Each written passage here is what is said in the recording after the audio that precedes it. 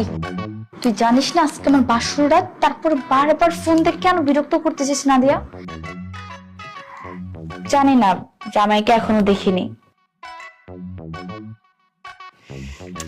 আরে সে কতক্ষণ ধরে অপেক্ষা করতেছে, এখনো পর্যন্ত লোকটার আসার কোনো নাম গন্ধই নাই।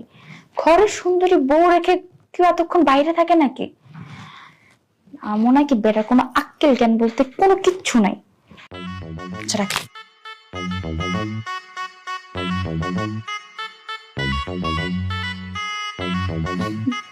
কি ব্যাপার, দাঁড়িয়ে আছো কেন?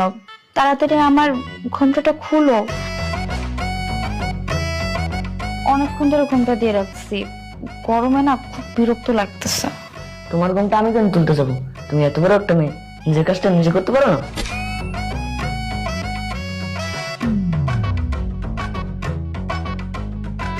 তাই পিচ্ছি, তুমি কে? হ্যাঁ,